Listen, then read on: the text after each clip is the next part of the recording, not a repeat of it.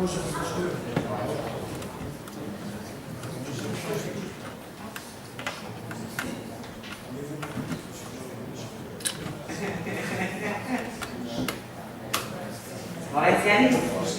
Не, чекам да завърша, да не се. Абе, колега, слава си пак. Абе, не си учител тук да ви отговаря. Учител не. Споменахте някой патчина, някои водоводни мрежи, канализационна мрежа и така нататък. Почитувана колежки, с оглед на вашата изборна програма 2013-2017 наливах нови дела за нов напредък. Нови дела за по-добра община Битола.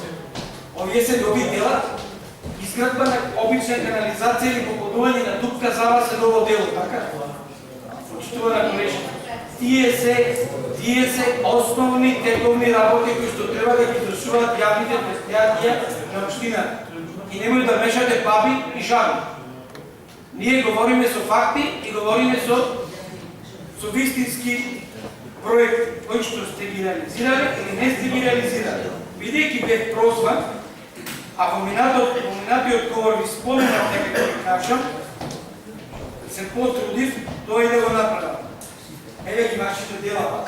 Почитувам на колежки, допрашувавте каде се таблито парите од Европската унија. Еве ги.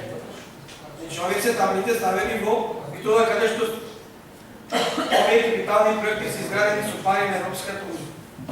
А сега, почитувана колежки, бидејќи вие многу сте граделе, еве ќе ви покажам как изгледа градското пазариште. Тој се почне од градското пазар.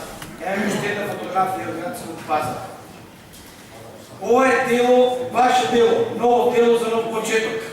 Еве уште едно ваше дело, каде што битолчани кршат своите возила. Уште, еве уште едно. Еве, погледнете. И после дојдете, кажете ми дека е направив по вас Брклевски, дека направите таму на Чосокаче на Бајров, дека направите 5 метра канализација и така натаму. Еве го Широксоче, катастрофа, жалост. Знаете колку луѓе овде поминуваат? И битолчани и странци. Сите. Секој што ќе дојде во Битола поминува на Широксоче. Што гледа? Катастрофа.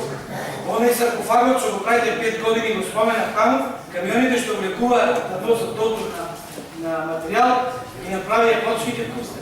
Кој ќе оплати тоа? За санирање нивно, знаете колку пари ќе треба? Ќе прашате архитекти и ќе ви кажат. Затоа, немој само да излезете на говорница кога да кажете дека сте излегле и дека бевте против опозиција. Кога ќе излезете, говорете со факт и со доказ. А тоа што треба да се заработите некој работно место или таму што се ви ветите од партијата, таа е друга работа. Овде зборуваме за парите на битолчани. Благодарам. Габриела и